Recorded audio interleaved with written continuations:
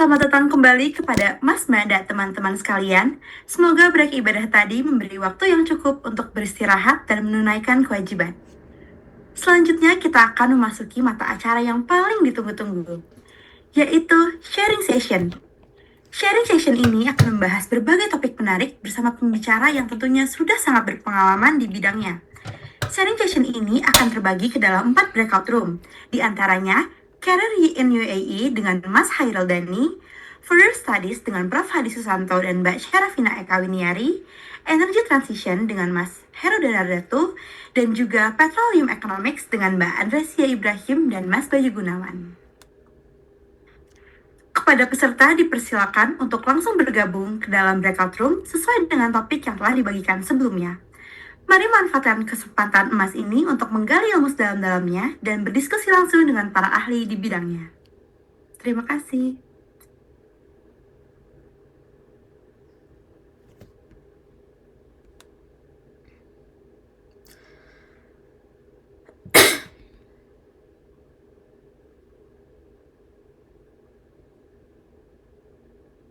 Selamat sore, Mas. Selamat sore, Bawas. Sore, Mas. Siapa moderatornya? Izin Mas memperkenalkan diri, saya Muhammad Tofal Hakim dari staff Public Relation yang saat ini akan menjadi moderator di breakout room kali ini, Mas. Oke.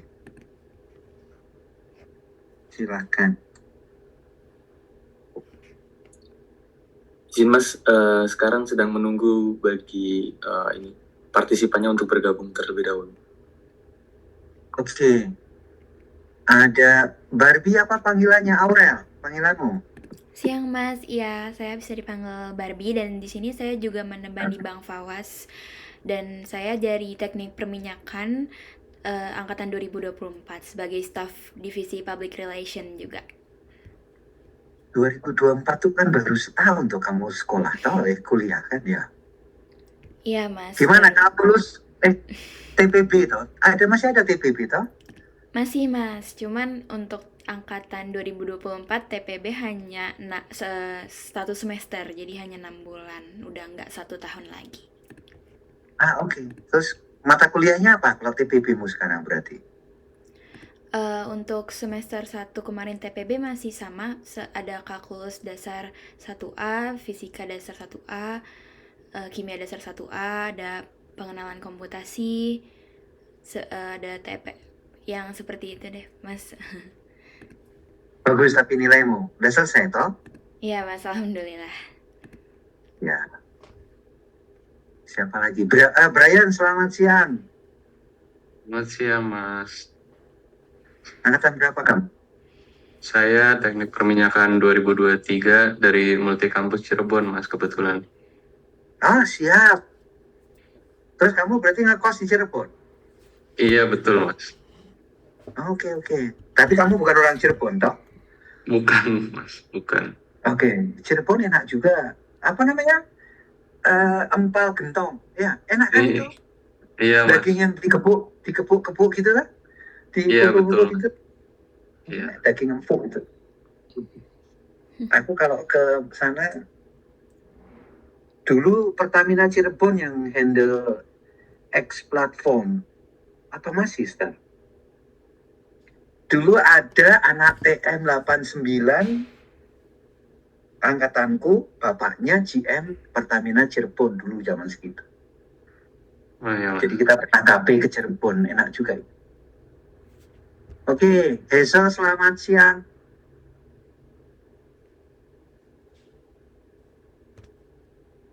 Halo, selamat siang, Bapak. Panggilanmu apa Hazel juga? Iya, Bapak, Hazel, Bapak. Hazel itu warna toh? Hazel itu apa? Warna toh? Hazel itu mungkin kalau Bapak sama teman-teman banyak mengenal jenis kacang. Oh, hazelnut. Oke. Iya. Hazelnut tuh Nutella hazelnut itu. Nutella tuh hazelnut toh? Oke. Oke. Siap. Keren. Oh, Siap. silakan Pak Wasdo, kalau dimulai aku cuma nyapa aja ini. Siap Mas. Ya Mas, kan dalam breakout room kali ini kan kita akan membahas tentang energy transition ya Mas ya. Mungkin Oke. bisa jelaskan terlebih dahulu Mas, mungkin background dari Mas Heru itu seperti apa, dan mungkin Mas Heru ada menyiapkan materi yang mungkin kita nanti bisa diskusikan masing-masing. Boleh Mas, dipersilahkan. Oke. Kamu belum punya pertanyaan? Mau ke materi dulu baru bertanya, atau kamu sudah punya prepaid pertanyaan tentang energi transisi? Sebenarnya kalau dari saya sendiri ada concern sih Mas di energy transition itu, tapi mungkin untuk lebih jelasnya mungkin bisa diberikan agar teman-teman yang lain juga bisa paham terkait energy transition itu sendiri sih Mas. Oke. Yang aku siapkan itu energy transition tapi untuk UAE. Hanya untuk membuat, karena kan temanya benchmarking. Nanti kalian cari sendiri yang kalau Indonesia seperti apa energy transitionnya. Oke? Boleh. Jadi izin share screen bisa ya, Bu ya? Boleh ya? Udah dikasih, Bro? Boleh Mas. Sebentar. Oh, udah. Oke. Udah bisa ternyata. Oke. Kalau latar belakang singkat saja, aku seangkatan bapak-bapakmu lah pokoknya. Karena aku masuk ITB 89. Jadi sekarang aku umur berapa? 54. Jadi mungkin orang tua kalian seumur-umur aku ya kali ya. Kalau kalian kelahiran 2005, 2006. Oh enggak, Ding. Lebih muda lah. Anakku kelahiran, ya, bapak-bapak ibu kalian mungkin umur-umur mid-40s ya. Jadi aku lulus ITB 94, aku mostly di dunia perminyakan. Jadi aku sekolahnya teknik perminyakan, taunya teknik perminyakan. Terus sekarang sudah sekitar hampir 30 tahun di dunia perminyakan. Kebetulan karirku, aku memutuskan untuk selalu dekat dengan sumur dimanapun aku berada, sehingga kebanyakan kalau kalian tahu spesialisasinya jadinya teknik produksi, karena menurut aku teknik produksi juga yang paling panjang umurnya dari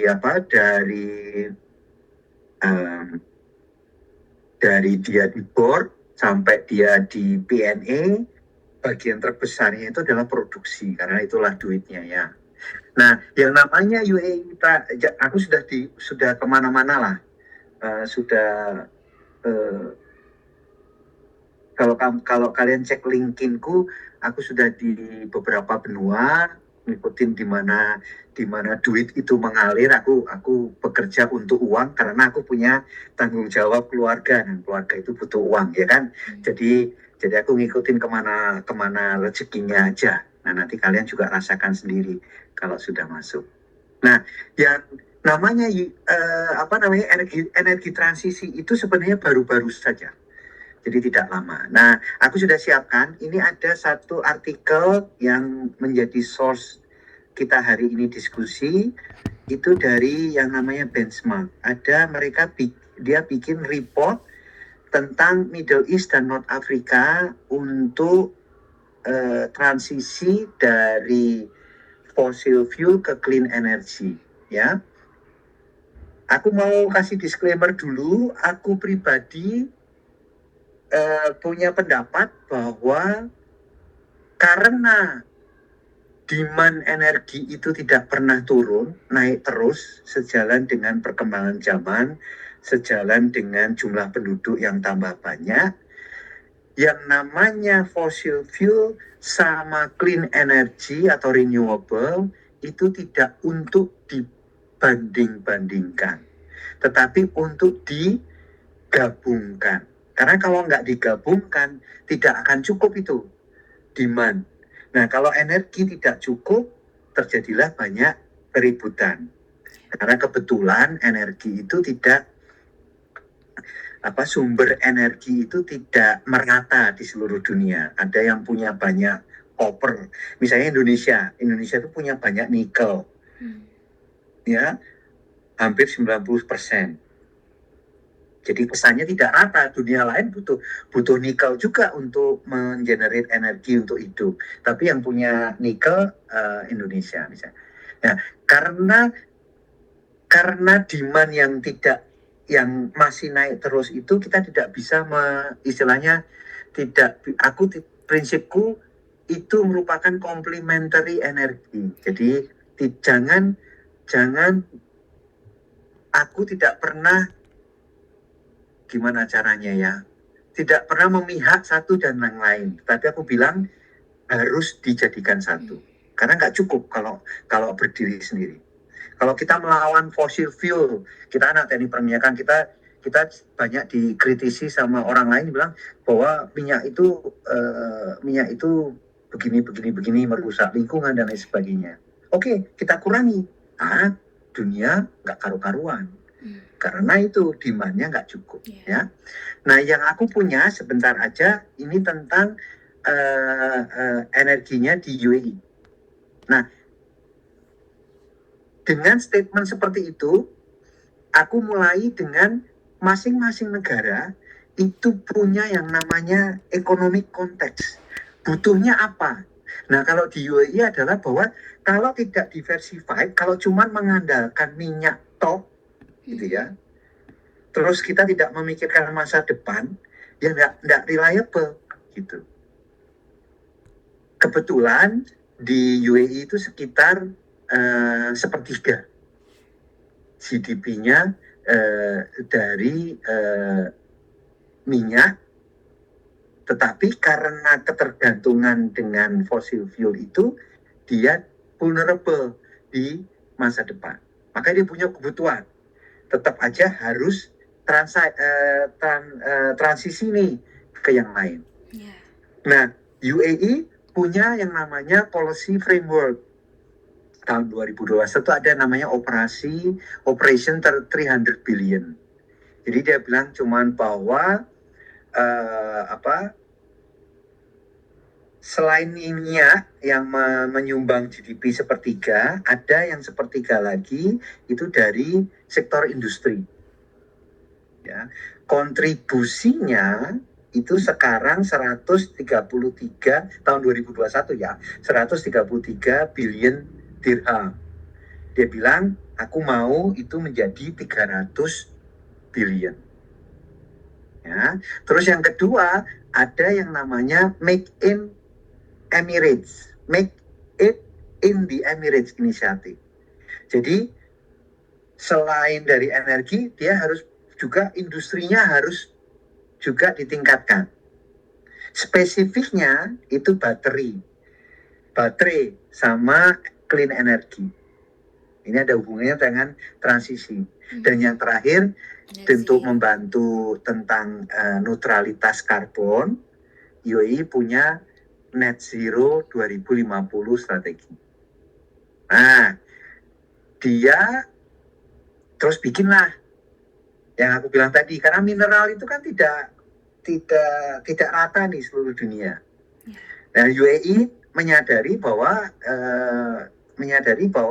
ketidakmerataan itu membutuhkan negara ini berstrategi. Nah, strateginya ini, ya.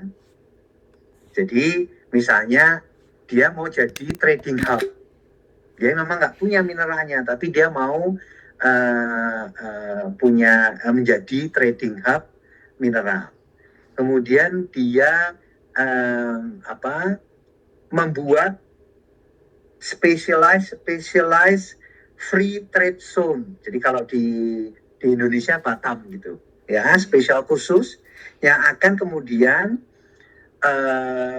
si perusahaan-perusahaan tambang bisa terdaftar dan melakukan spot trading di UAE, ya, untuk membantu bisnis policy-nya. Yang terakhir, dia mau jadi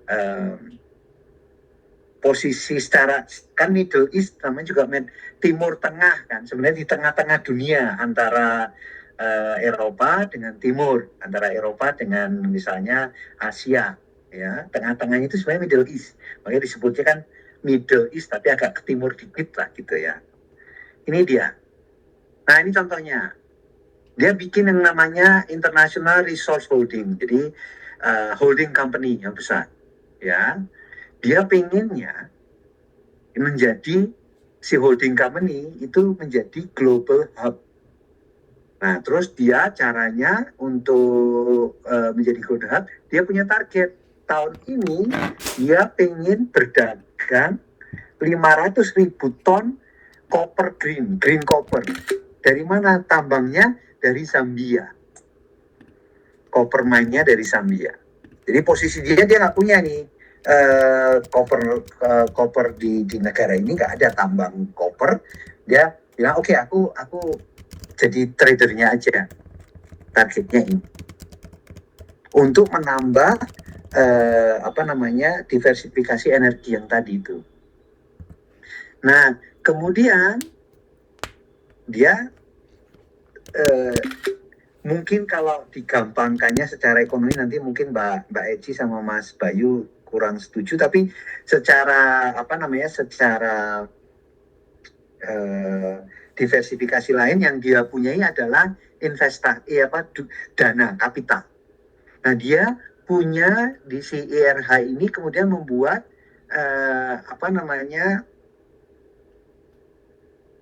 lithium carbonate manufacture. Ini juga menarik karena waktu aku baca ini ternyata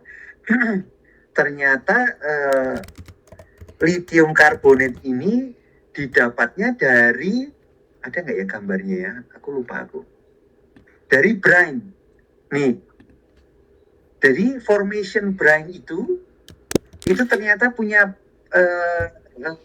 kandungan lithium yang lumayan. Dapatnya dari brine, dari formation brine. Menarik ya. Jadi formasi air bawah formation water itu ternyata bisa juga mungkin semacam disuling kali ya untuk mendapatkan lithiumnya. Ya. Jadi karena dia punya ini di Brasil dan di Argentina nanti disebutkan, jadi si UAE kemudian menjadi titik penting di supply chain sistemnya bateri, yang kemudian mensuplai electrical vehicle atau renewable energy. Kalau di Indonesia yang pabriknya BYD, di mana kemarin yang baru mau dibuka? Tangerang ya, ada kan pabrik itu kan, ya. Renewable energy storage system, banyak kawasan Presiden Prabowo itu juga mau bikin itu battery storage di Indonesia. Nah, salah satu bagian dari supply chain itu ada yang materialnya adalah lithium ini. Nah, si UAE berstrategi menjadi titik penting di supply chain itu. Nah, mungkin ini yang kalian sering dengar. Sebagai pemerintah, kemudian UAE kemudian membuat yang namanya Sovereign Wealth Funds. Ini agak berbeda sedikit dengan Danantara ya. Kalau Sovereign Wealth Fund-nya Abu Dhabi itu dibentuk dari surplusnya dana. Jadi dananya itu surplus negara ini. Yang paling kalian dengar di Indonesia Mubadala. Kemarin tuh yang nemu gas di Andaman, di atasnya Aceh. Kalau kalian sebagai anak teknik perminyakan, kalian udah kudunya ngikutin ini, ya. Jadi ini investment body miliknya UAE yang kemudian berinvestasi di bisnis-bisnis yang clean energy itu tadi. Ya, misalnya ini Mubadala di Shinobi Fleet Electrification. Ya, misalnya Mazda parent company-nya ini focusing di renewable. Ini banyak, ada ADIA, ada ADQ, ada Mubadala. Mubadala ini udah masuk ke Indonesia ini, ya. Hanya untuk klarifikasi, kalau Danantara Sovereign Wealth Fund-nya Indonesia itu mengelola dari dana yang ada, Jadi dana-dana BUMN dikumpulkan ke Danantara, Danantara mencoba menjadi investment bankernya sebagai investment authority-nya. Kalau ini dananya sudah di luar apa yang dipakai untuk ngeran negara ini.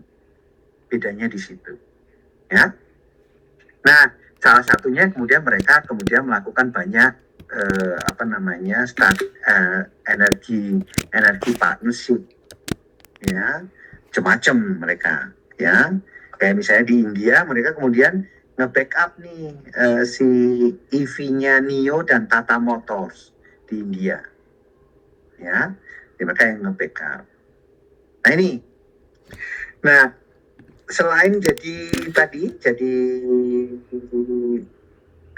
investor tadi, kemudian ada ini, mereka bikin yang namanya Khalifa Economic Zones Abu Dhabi, ya, kembali masih ini ya, dia bikin coba develop ini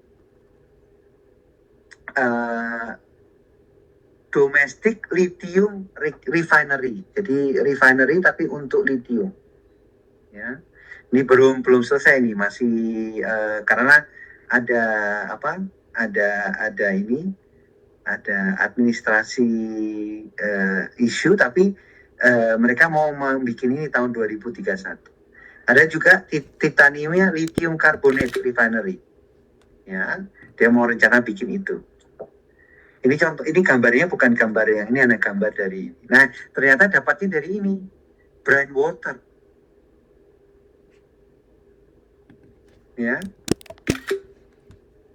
Misalnya di Argentina ada yang namanya Rio Grande Sur Lithium Brine, ya, dia punya tuh. Jadi brine water tuh ternyata ada ininya, ada ini juga belum, aku baru dengar ini.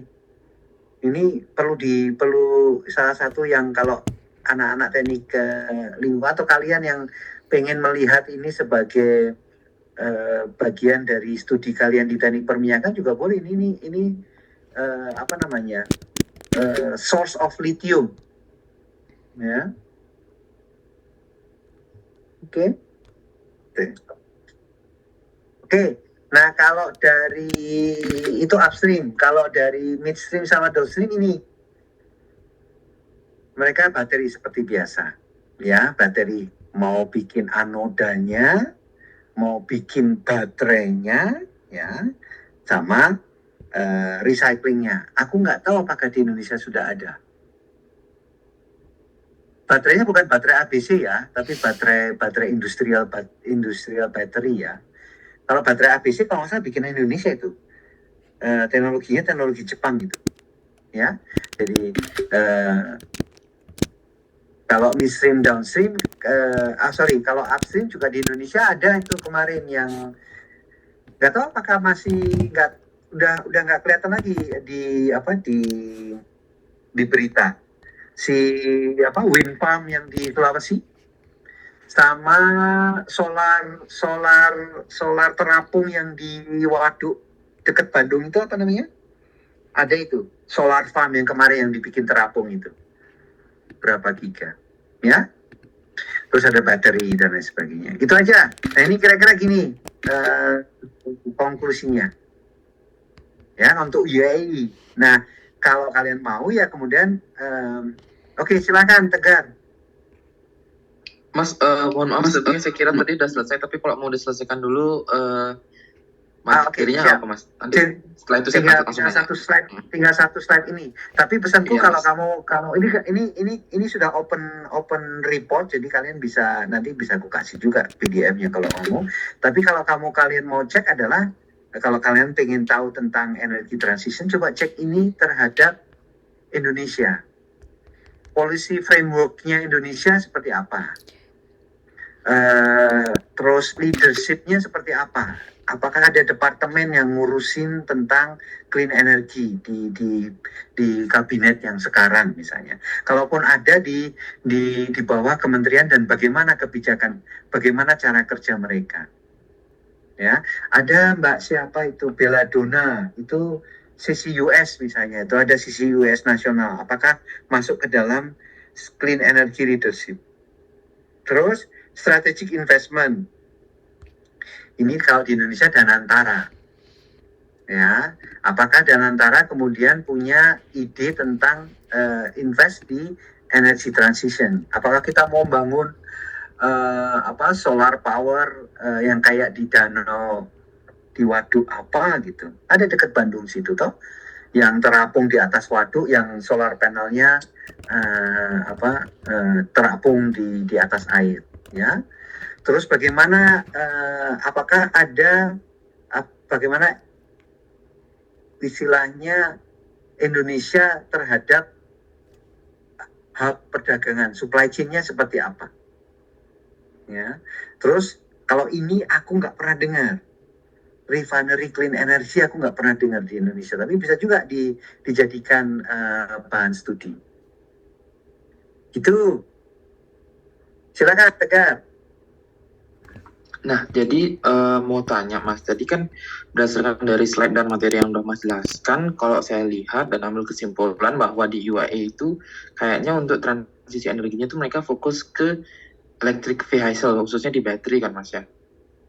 Kira-kira kalau dari saya itu ada pertanyaan, apakah dari UAE sendiri itu tidak mempertimbangkan mengenai salah satu operasi pengurangan karbon, itu berupa dari CCS dan CCUS, karena itu kan sedang gencar-gencarnya, khususnya di Indonesia sendiri kan itu lumayan gencar juga, sedang digadang-gadangkan, bahkan di ITB sendiri bahkan sampai ada satu chapter khususnya untuk membahas tentang itu.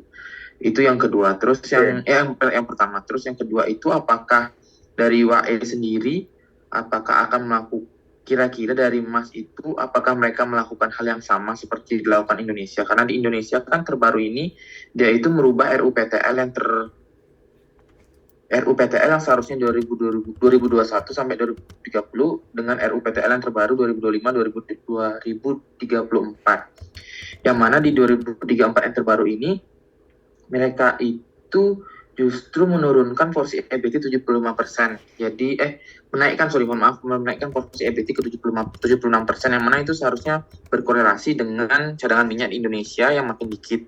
Sedangkan di UAE sendiri kan kalau nggak salah dia itu masih banyak banget cadangan minyaknya. Kalau nggak salah itu saya sempat cari tadi di sekitar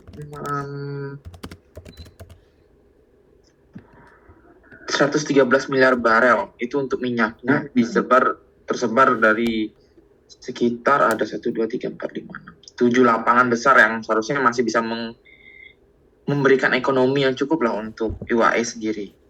Itu kira-kira bagaimana ya Mas, tanggapan dari Mas sendiri selaku praktisi di sana Mas? Ya, jadi yang pasti bauran energi, campuran energi kalau di UAE lebih banyak daripada Indonesia, karena di sini yang pasti punya minyak ya untuk bikin listrik, punya solar farm banyak. Soalnya yang namanya gurun itu kan kosong ya, solar farm. Kemudian mereka punya nuklir, di UAE itu punya nuklir. Jadi kalau soal bauran energi mereka sudah oke. Ditambah sekarang punya baterai, kemudian mereka juga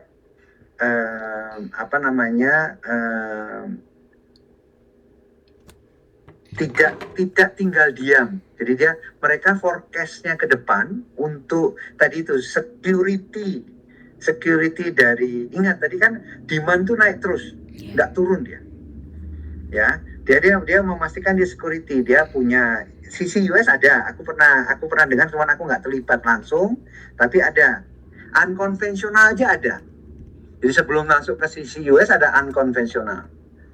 Tetapi dengan mereka hopefully dengan mereka menambah bauran sumber energi, nanti kontribusi dari clean energy, renewable energy itu akan bertambah. Tetapi tidak, kalau menurut aku sama dengan Indonesia, tidak boleh si fossil fuel itu malah justru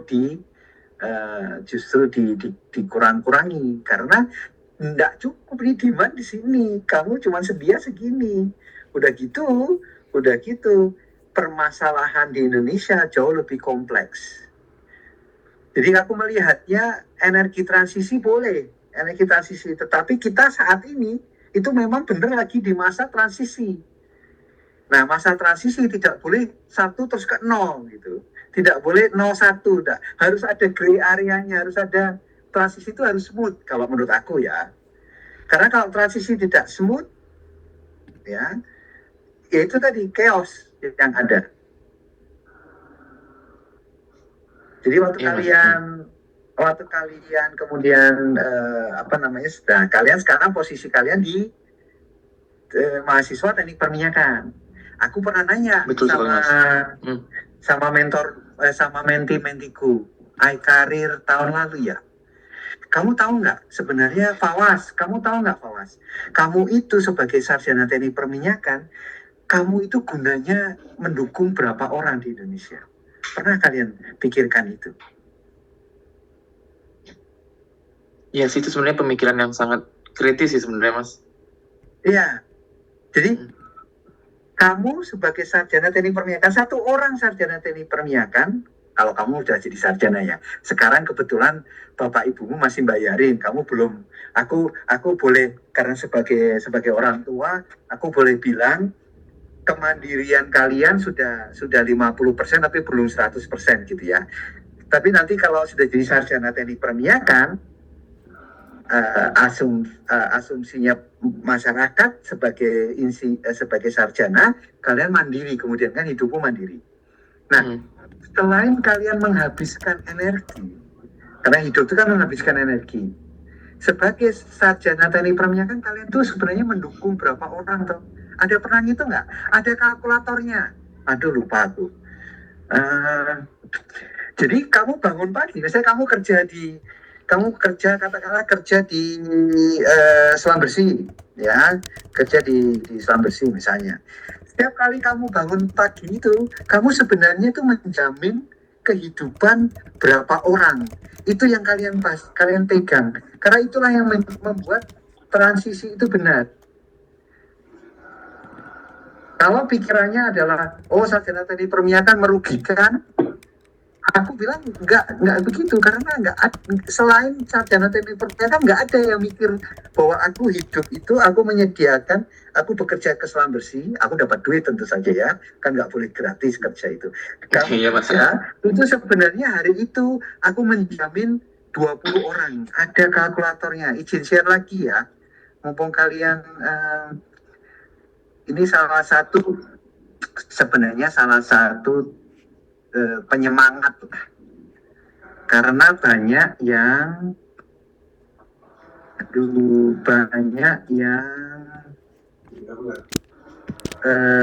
jadi sarjana teknik perminyakan tapi hatinya berseberangan gitu, karena tidak tahu ini apa ya.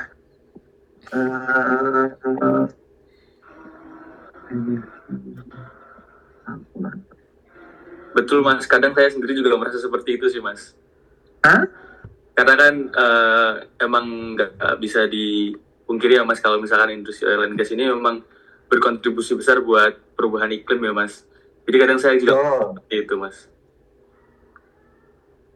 Tapi masa sih kita mau COVID lagi? Kamu ingat nggak waktu COVID kamu lihat langit biru nggak? Nah, masa kita kudu COVID lagi untuk jadi climate change itu ada karena kita semua, nggak cuman orang teknik perminyakan kan yang bikin. Betul Mas. Maksudku gitu. Sebenarnya aduh di mana ya? Sebenarnya paling besar itu malah batu bara Mas. Ya, jadi kadang-kadang ada yang salah. Di mana dia? Ini orang ini yang bikin, si Bernie Warren. Kamu butuh baca bukunya nih. Petroleum Optimization of Petroleum Production System. Aduh. Beliaunya ini sebenarnya orang teknik perminyakan sendiri ya Mas? Dia pensiunan Shell. Pensiunan Shell. Iya. Aduh, kok nggak ada di mana ya kalkulator lainnya?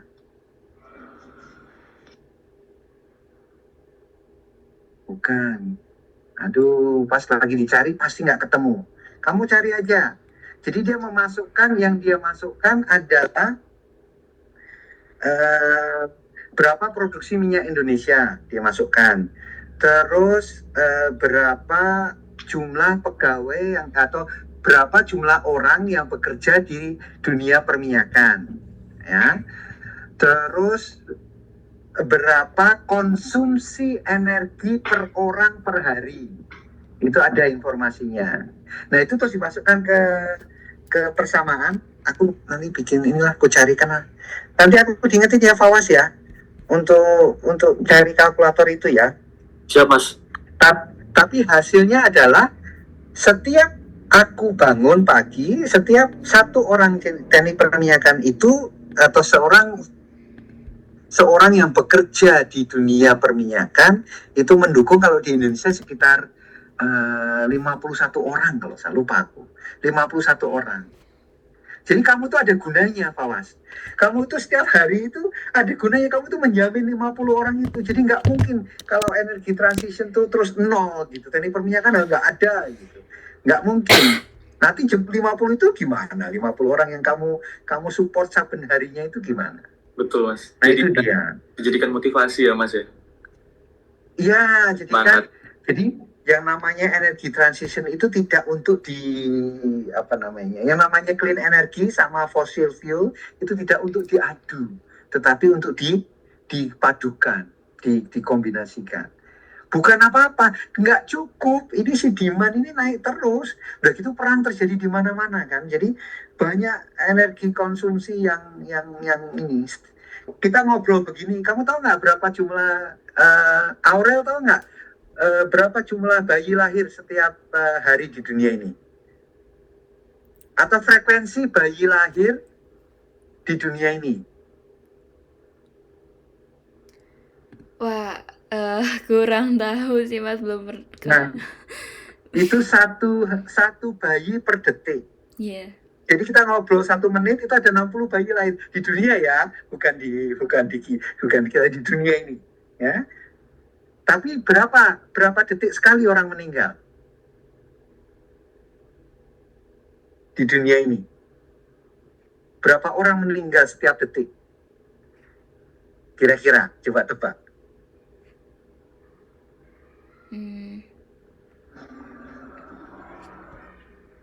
Berapa Tegar? Mungkin kalau dari sepengetahuan saya mungkin dari 2-3 orang mungkin Mas. Ya, 3 orang per detik. Jadi kita ngobrol 1 menit itu 20 orang di dunia ini meninggal. Ya, di daerah yang lagi kacau perperangan speednya lebih tinggi, tapi yang normal, yang biasa saja itu speednya sekitar 3. Nah, kita jadi punya ekstra 2. Setiap bayi lahir itu yang dibutuhkan pertama kali apa, Barbie? Energi. Makanya demand nggak pernah turun, naik terus. Nah kita kalau ribut soal supply, ya, nah ini pendapatku pribadi ya. Energi transition kalau kita cuma ribut soal supply instead of jadi kalau kita bukan ribut soal supply, kita harus menyediakan energi yang cukup. Yang kalau kita ributkan soal baurannya, soal campurannya, ya, terus diadu satu sama lain, nggak selesai. Kuncinya adalah tadi itu. Kalau si UAE, makanya kalian mungkin punya tugas sebagai seorang sarjana perminyakan, bikinlah paper kecil gitu tentang 6 ini. Strateginya apa Indonesia? Pasti ada. Buku putihnya pasti ada. Karena DPR pasti bahas itu. Yang komisi berapa yang ke Departemen ESDM, ya. Jadi itu pasti ada. Strateginya apa? Terus actual project-nya apa? Jadi kayak yang tadi itu danau apa sih? Bukan danau, di waduk kok itu, yang solar panel terapung itu di dekat kalian itu. Jatiluhur Mas. Di Jatiluhur itu. Apakah itu tok? Apakah ada plan berikutnya? Karena kan kalau cuma 1 tok nggak cukup di daerah Jatiluhur aja. Kalau anak bayi lahir gitu, katakanlah kalau di Jatiluhur tok sebulan 1 misalnya, itu kan tetap aja naik toh. yang meninggal katakan di daerah situ juga tiga orang per bulan, kan ada ekstra 2 bayi toh, ya kan, gitu kan. Jadi daerah itu. Nah, coba itu dicek sebagai mahasiswa mungkin yang kalau kalian concern dengan energi energi transisi. Ya, itu cerita tentang energi transisi di UAE dan mungkin sedikit tentang itu. Nah, sekarang pertanyaannya, kalian mau ngapain? Hasilnya tadi perminyakan mau ngapain ini? Hah? Mau ngapain? Kalau udah tahu begitu terus mau ngapain? Coba Brian, gimana Brian? Menurutmu, kamu mau ngapain terhadap fenomena ini? Ya, izin jawab Mas, mungkin kalau dari saya sendiri dengan ilmu yang ada ya, mungkin kita tetap ikut transisi ini loh Mas. Ya benar kata Oke. Mas tadi, dari satu nggak langsung ke nol, dari nol nggak langsung ke satu gitu, ke transisi ini. Terus mengingat juga negara kita kan mungkin cadangan minyaknya menipis, tapi ada saya juga pernah baca gas itu sebagai salah satu energi transisi yang lumayan baik. Mungkin dari situ kita bisa bantu. Terus bisa juga mengarah ke panas bumi ataupun CCS, CCUS gitu Mas. Dengan ilmu kita, dengan yang ada gitu Mas. Ya, betul. Jadi ilmu teknik perminyakan kalian itu tetap masih berlaku untuk CCUS, geothermal, ya, gas, ya, semua masih berlaku itu. Kamu pelajarin 4 tahun tuh pelajarin itu semua itu, ya. Agak jauh kalau ke electrical engineering, tapi kalian tahu nggak PLN meng-hire drilling engineer, PLN Indonesia.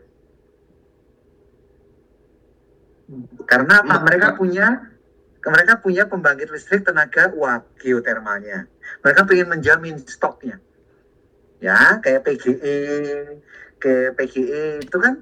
Jadi ada, tapi kalian taruh, aku nggak punya datanya, tapi kalian bisa cari PLN bagian mana yang meng-hire subsurface engineer khusus untuk geothermal drilling ya. Karena geothermal kan air ya, uap ya, steam. Tapi ilmu darsinya sama, persamaan darsinya sama Babi ya. Recording in progress. Kamu baru sila lagi ternyata ya. Oke. Jadi si ilmu ngebornya, kitnya, terus nanti mencari lossnya. Kalau ngebor geothermal kan yang kamu cari lossnya, jangan dihindari, malah dicari itu lossnya. Ya, itu masih berlaku. Jadi betul kata Brian tadi, ngikutin, tetapi banyak ilmumu yang 4 tahun itu sebenarnya transmissible juga. Bisa ilmu-ilmu yang bisa dipakai. Karena persamaan darsi itu kan persamaan elektrikal toh ya. Kalian tahu kan itu? Itu kan V sama dengan I kali R. Terus ada yang paralel, ada yang sequence, itu kan ada tuh kan darsi gitu juga toh. Ya kan? Persamaannya kan V sama dengan I kali R. Atau Q, kalau di kita Q sama dengan PI kali dP. PI-nya kan konstan, gitu? Productivity Index kali delta P.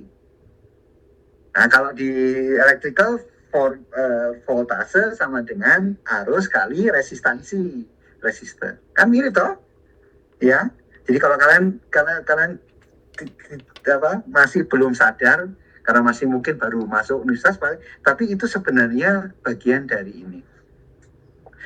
Oke, kalau sudah tahu kalian mau ngapain, apa langkah baby step-nya apa? Ini grup kecil kita ini. Ini grup kecil ini berapa orang? 1, 2, 3, 4, 5, 6, 7, 8, 9, 10. Baby step-nya apa? Coba Hazel gimana? Menurutmu baby step yang 10 orang ini bisa lakukan apa? Action-nya. Mungkin bisa mempelajari atau mencari tahu lebih lanjut Mas tentang bagaimana transisi energi ini tuh dapat akhirnya mendukung Indonesia bisa mencapai ketahanan energi atau kedaulatan energi itu Mas. Betul. Oke. Itu theoretical, tapi kalau yang action apa? Yang menurut kamu action sebagai mahasiswa Teknik Perminyakan ITB tentang ini?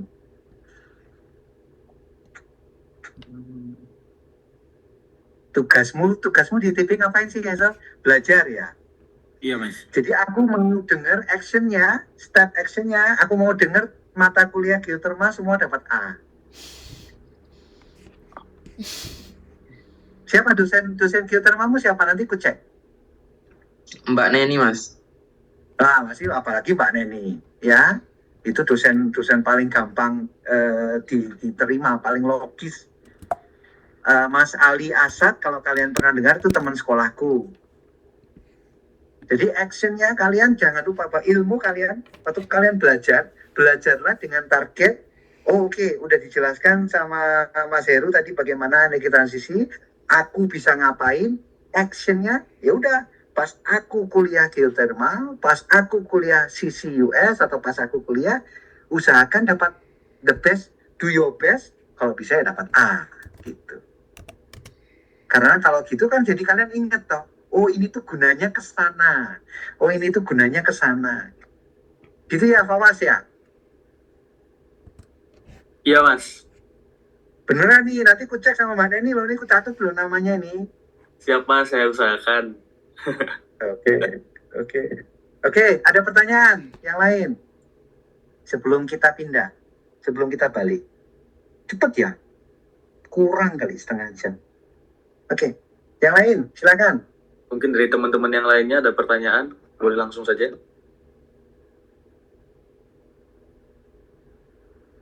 Ya silahkan Hazel. Oke, terima kasih Bang atas kesempatannya. Oh ya, Mas Heru, jadi di sini saya mau tanya, karena saya tuh pernah berdiskusi dengan teman-teman saya yang lintas jurusan, terutama di teknik bioenergi dan kemurgi yang di FT ITB. Saya kan memang punya ketertarikan untuk kalau di ITB kan sekarang ada mekanisme spesialisasi. Nah, saya ingin mengambil spesialisasinya tuh di energi terbarukan. Nah, tapi kalau kata teman saya dan saudara saya yang memang sudah bergelut di dunia energi itu, kalau outputnya pengen belajar energi terbarukan itu tuh salah kalau misalkan mengambil teknik perminyakan, karena kalau pengennya energi terbarukan harusnya mengambilnya mungkin di teknik fisika atau di teknik bioenergi. Nah, kira-kira kalau misalkan di teknik perminyakan itu, maksudnya kira-kira apakah statement dari teman dan saudara saya tadi benar Mas, kalau misalkan energi terbarukan tuh nggak cocok jika diaplikasikan di teknik perminyakan gitu Mas? Mungkin itu Mas dari saya Mas.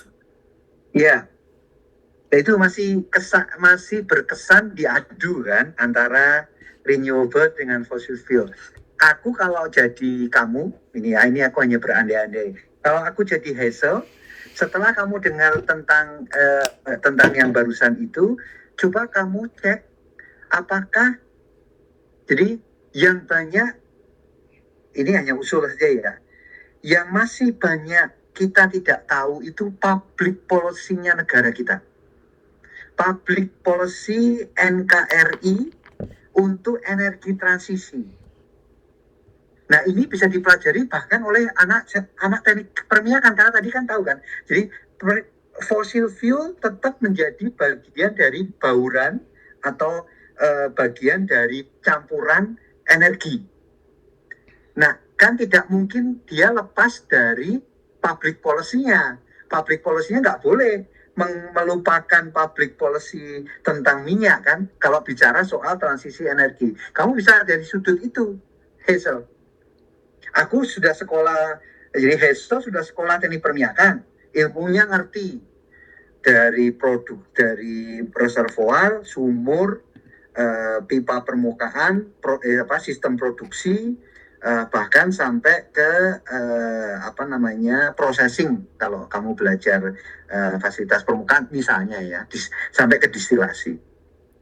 Nah, kamu bawa ke public policy. Jadi misalnya nggak tahu dosenmu apakah ada yang bagian itu, tidak banyak ahli teknik perminyakan yang harusnya malah terlibat dalam pembuatan atau pengarahan public policy gitu. Jadi misalnya public policy tentang geothermal ditolak di mana-mana. Padahal kan geothermal adalah salah satu bauran energi yang harus ada karena minyak nggak cukup. Tapi di sisi lain renewable juga nggak cukup, harus dipadukan. Nah itu kan membutuhkan public policy yang proper. Kamu kalau tertarik, bukan soal apakah kamu salah di teknik perminyakan atau di teknik yang lain, tetapi setelah di teknik perminyakan arahmu yang mendukung renewable energy transition itu apa? Kalau aku bilang salah satunya adalah public policy. Jarang sekali, nggak tahu apakah, tapi memang kalian itu generasi sosial media. Kasihan aku sama kalian itu karena mainstream informasi kalian itu urusannya sepele-sepele, receh-receh gitu loh. Urusannya itu receh-receh gitu. Tapi yang ada urusan, jadi kalian juga harus belajar untuk mencari informasi yang esensial. Nah, kalau Hazel tertarik, aku usulkan kalau Recording aku stopped. jalankan ke situ, jalankan ke arah public policy. Jadi kamu jadi ahli teknik perminyakan yang ikut menyumbangkan pikiran di public policy tentang the whole energy transisi, termasuk perminyakan. Karena kamu sudah tahu bahwa nggak bisa diadu. Tidak bisa kita bikin public policy minyak dilarang, itu nggak bisa. Atau bikin public policy misalnya nuklir tidak beri kesempatan misalnya. Karena itu kan jadi kalau kamu mau ke situ arahnya. Jadi perkara apakah teknik perminyakan salah, bioenergi salah itu enggak, menurut aku sudah jadi tidak penting di dalam konteksmu ya, dalam konteks kamu interestnya tentang itu. Gitu. Menjawab pertanyaan. Oke, sudah sangat menjawab, Mas. Makasih banyak, Mas. Oke. Yuk. Yang lain. Boleh teman-teman yang lain mungkin karena waktunya juga udah mepet, mungkin diberikan 1 kali pertanyaan lagi. Silahkan teman-teman yang lain kalau misalkan ada yang masih mau ditanyakan.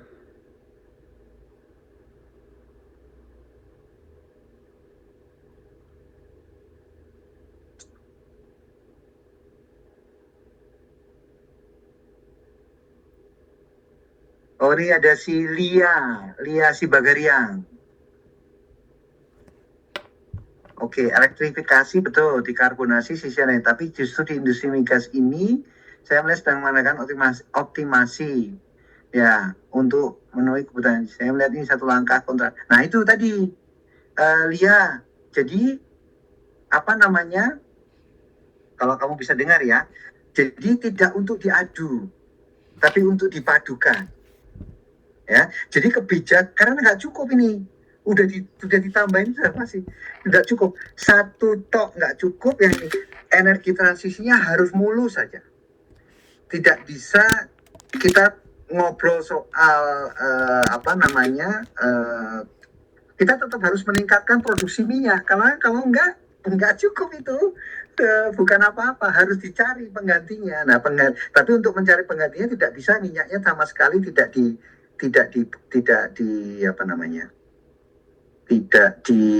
diusahakan lah gitu ya, kira-kira Lia ya. Jadi mungkin moga-moga membantu kamu untuk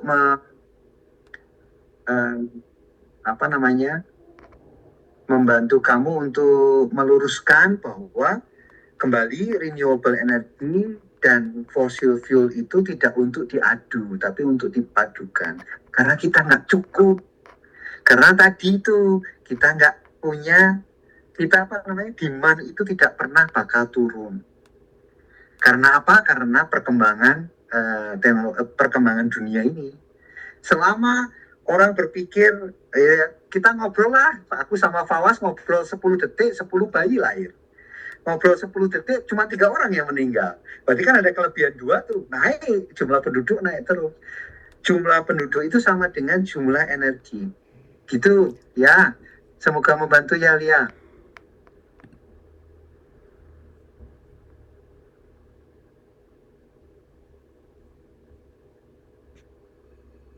Oke. Baik Terus Mas. tadi kamu juga termasuk bagian itu ya Lia ya, bagian yang nanti kuliah yang renewable, kuliah geothermal harus dapat A ya. Nanti aku cek sama Mbak Neni lah. Kebetulan yang angkatan 2022 sudah ngambil, Mas.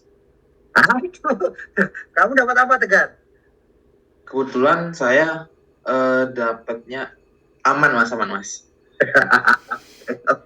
Maksudnya, selama kamu berusaha keras dan kamu sekarang jadi tahu gunanya apa toh aku belajar itu. Irham aman, Irham aman. Jadi tapi kamu tahu kan jadi oke. Jadi aku kemarin belajar itu tuh ada konteksnya, sebenarnya ada konteksnya. Kenapa itu yang pasti membantu kamu lah untuk mengatasi persepsi. Yang pasti persepsi itu tidak akurat ya. Jadi kalau ada orang berpersepsi, minyak merusak dunia. Lah, kamu pakai jaket juga diproduksi dari minyak, bukan? Aku pernah tuh waktu tinggal di Aberdeen ada demo di depan kantor Shell. Demonya salah satu environmental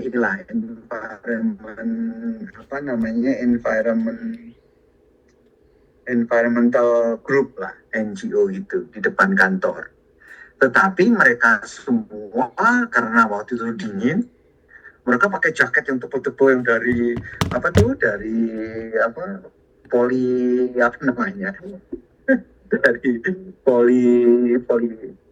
jaket yang anti angin, anti yang tebal-tebal kayak Michelin gitu. Terus wartawannya nanya, loh, rupanya jaketnya itu buat dari apa? Kan nggak bisa begitu, kita protes sesuatu, tetapi kita sendiri itu mendiman jaket yang keren, jaket yang hangat, kan gitu. Nah itu lebih ke edukasi sih, cuman maksudnya benar, jadi konsepnya benar. Oke, kalau memang masalahnya kita merusak ini ya oke, kita dibantu nih, gimana caranya merusak. Kita yang namanya environmental accident itu frekuensinya kecil, ya kan? Tetapi kamu jangan juga pakai jaket itu. Kalau pakai jaket itu berarti orang yang di pabrik yang di Cina kudu bikin, ya kan? Karena mereka demand kan, mereka demand. Pabrik di Cina bikin, pabrik di Cina cari bahan bakunya dari pabrik pelet plastik misalnya, atau pelet apa misalnya, ya kan? Yang produksi apa?